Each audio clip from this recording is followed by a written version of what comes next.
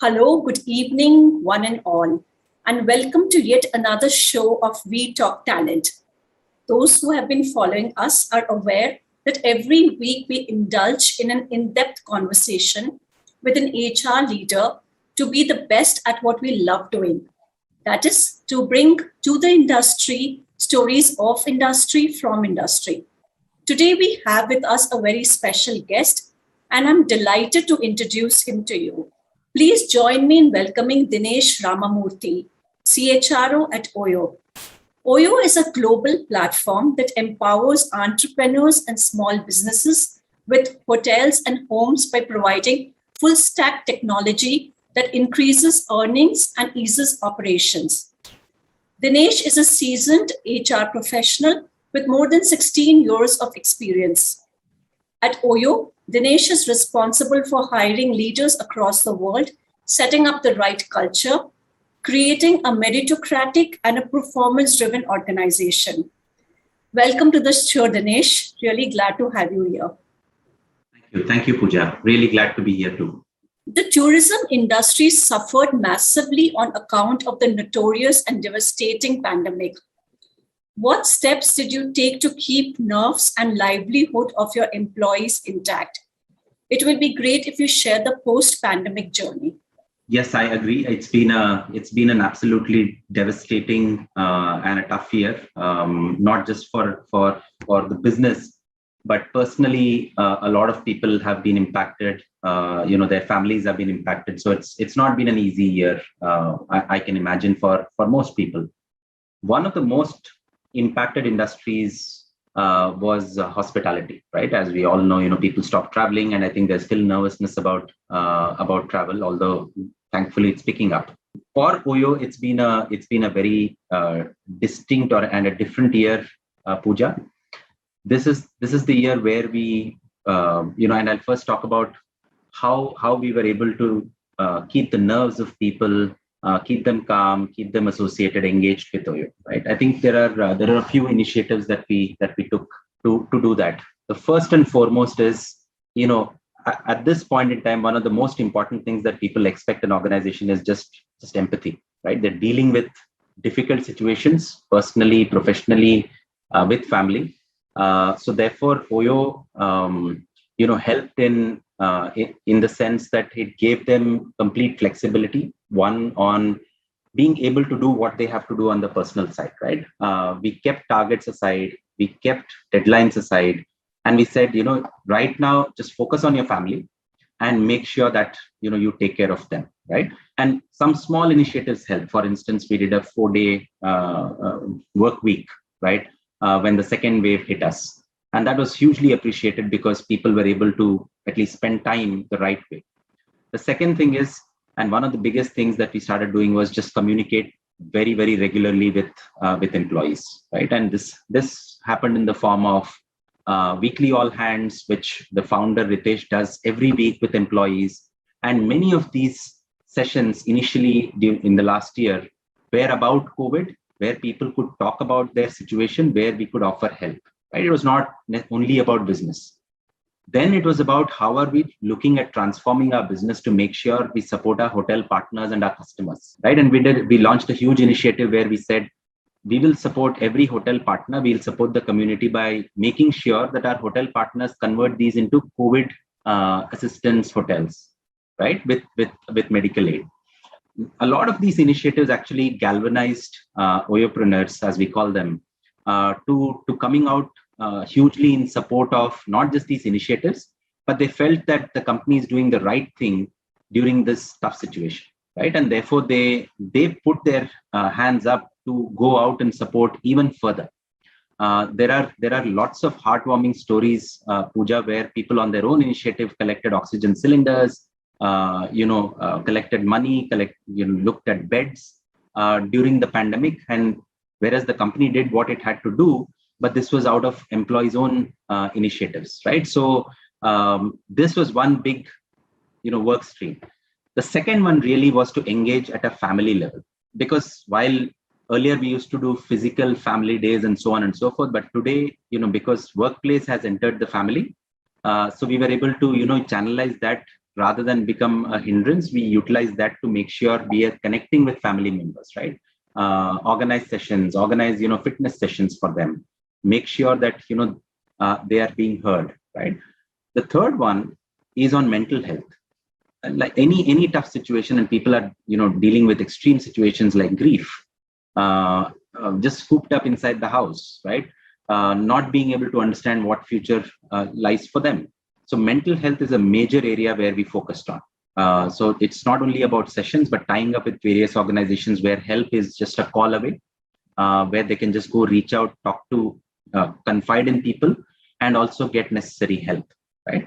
So these are 3-4 initiatives that we took, which had the biggest impact. And I would say keeping the lights on, but more importantly, motivating and exciting people that they're working for the right company. Interesting points there, Dinesh. The next question is that today every leader's dream is to make her or his workplace aspirational to attract the best talent. This is a tall task, requiring an agile and adaptive strategy.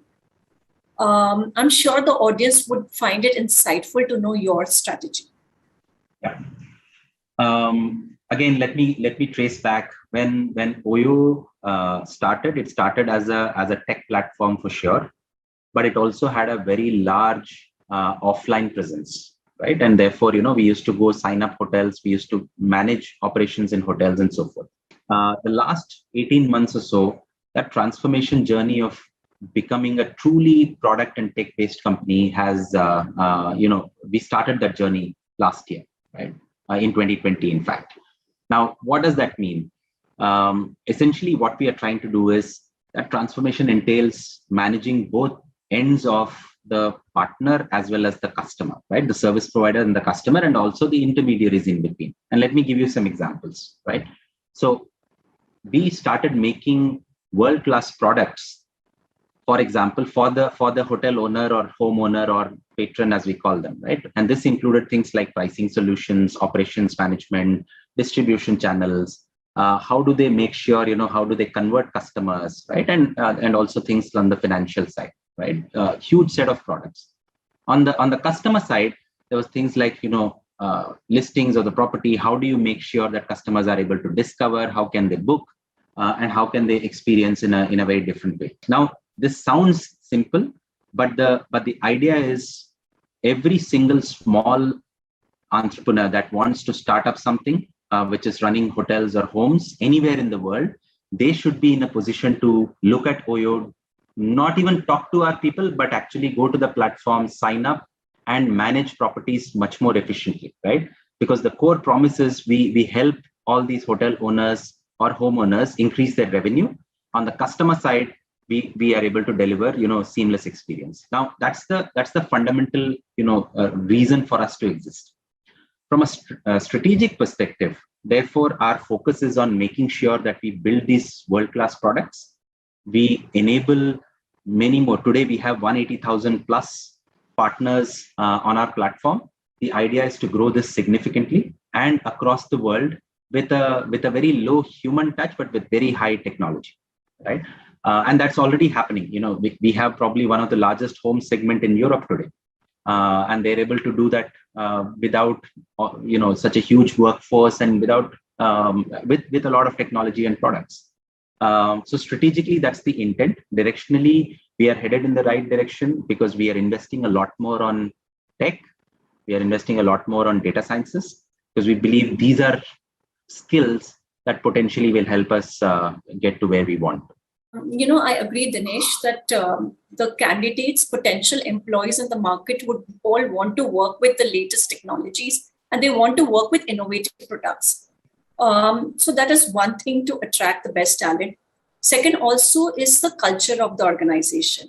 Yeah. To that point, my question to you is that you worked with legacy organizations such as ITC, Hewitt, etc.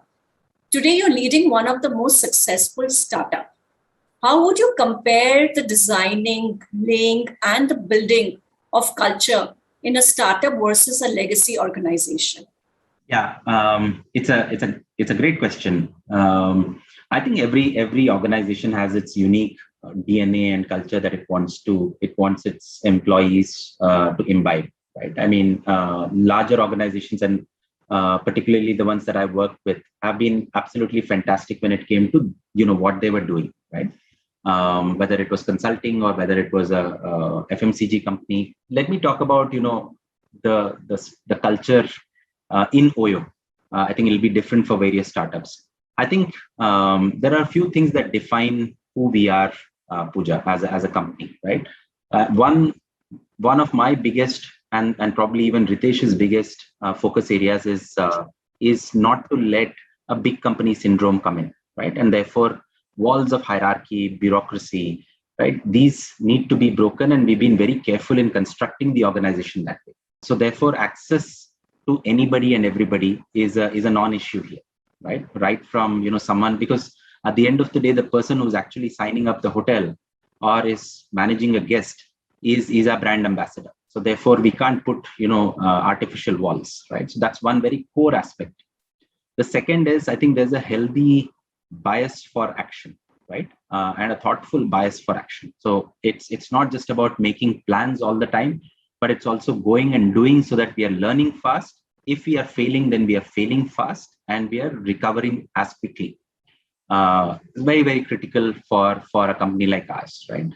The third thing is, a lot of our principles are founded around trust and respect, right?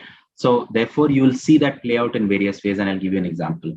The organization places a lot of trust on young leaders to take up huge responsibilities at a very early age, and not just age, but at an early stage of their careers, right? So they're given the right kind of responsibility, they shine, and then they take on much larger responsibilities and build even more trust in the company.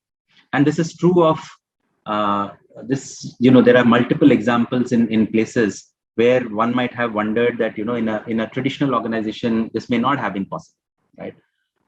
That's the third cornerstone, I would say. The fourth one is about just being transparent. In any 7-8-year-old startup, I think we do some things right, we don't do some things right, right? I think the humility to acknowledge mistakes, the humility to go back and say, look, we were probably we could have done differently here, and also sharing that with people transparently, right? And getting people to understand and therefore contribute, I think is another important attribute of how we operate as a company, right? Now, I wouldn't like to contrast whether this is true of larger organizations, but this is unique for us, and we believe this has helped us grow, and this has helped us attract the right kind of people for OYO, right? So that's what I would talk about as cultural traits for OYO. I think it gives employees such a boost when the leadership can come down and say that maybe this was a mistake, we can do it differently. And this also kind of brings us to the same point which you raised earlier, that you're developing OYOpreneurs. So the startups, I think the culture that they have, wherein they want to encourage every employee to feel like an entrepreneur, is also what kind of keeps the innovation circle going, and that's how we get greater engagement as consumers, probably. To that, the next question is that you've talked about technology, that how you're using full stack tech developers and you're creating innovative tech products, and also you talked about that you're giving different kind of experiences to the consumer. You're also looking at different ways to meet consumer expectations. So what kind of skills are you looking for when you hire talent? At OYO, there are two kinds of things that we look for when we hire talent, right? And there are some areas where you absolutely have to look at technical skills, such as when we are hiring for our engineering teams. Then it's important for them to be qualified in that domain, right? Whether it's a front-end engineer, back-end engineer, whichever way, somebody is doing UI, UX, somebody is a full stack developer, right? Somebody is a principal engineer. Those are hardcore skills, right? Data sciences, for instance. What I think, while that is true, what I am more focused on is also the ability to come into the organization and be able to create impact, right? And that is a little intangible. It's difficult to measure at an assessment stage, Pooja, but that's core to how we succeed. And those are a few attributes, right? And attributes such as the ability to actually, I wouldn't say take risks, but take initiative and do the right thing, right? Which is basically to say, I own this piece of work, and therefore the buck stops with me. That ability to empower themselves and take ownership is a core attribute that we look for. The second one is being, and you use this word, which is be like an entrepreneur within, right? So therefore, if you have an idea, not keep it to yourself or not get bogged down by the hierarchy or structure, but just go out and make it happen. Create a pitch, create that the means to actually make it visible for everyone to contribute and be an entrepreneur. The third is people leadership after a certain point in time, right? At the end of the day, I think we are a talent-led company, and that part plays a very important role in how we groom talent, how we recruit, and how we groom. Grooming is a core part of our DNA. So therefore, followership, ability to get more people to come and work with us. I think these are 3-4 attributes that we absolutely look for, other than the core technical aspect of what we require. My last question to you, Dinesh, is according since digitalization, artificial intelligence, communication, and bots help in creating growth opportunities and generating new insights, great insights. How much do you think technology will change HR over the next 5 years, and how much data are you using in HR today to make great decisions? I think there are enough, enough and more that we all read up on the internet, plus learn from outside on how technology is disrupting HR, right? But in reality, I think what I can say by experience is, we firstly, as a function, we generate and we have huge amounts of data, right? Very valuable, about employees. If I was to sell this to a marketeer, I think it's a gold mine, right? Now, thing is, have all those tools been deployed to utilize that data fully and in the best possible manner? I don't think so. I think there is a journey, right? But there are small things, and I'll give you one example. To understand and know whether our employees are, happy, unhappy, to predict whether they are going to potentially leave the company or look for other opportunities, I think we use an AI-based platform, right? Now, it uses all the current data that we have, and it throws up insights to say, look, here are the people that can potentially be at risk. So why don't you go and engage with them much more and solve their problems? That's one very small area, but it has huge impact, right? The second area is to look at decision making through a lot of data, Pooja. And I can tell you whether that's a decision based on, that's a decision for hiring, that's a decision for progression, that's a decision for managing mundane things like cost. I think we use a lot of data and insights that are generated from within to make sure that we are making the right decision. The good news is, people that have progressed internally in the company, and I'm sure we must have done something right, have continued to stay with us. Their longevity in the company has been more than others who probably not progressed within the company, right? Now, a lot of such insights are generated. We have an HR analytics team specifically who generates these insights, and they're not HR people, right? They're people who come from data sciences background who actually work with our teams to make this happen. So I'm very excited by this, and I'm very excited by the prospect of what we can do.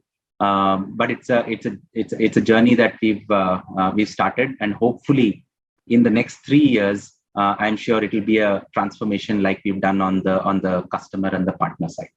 That's very interesting, Dinesh. And yes, I agree. It's a journey.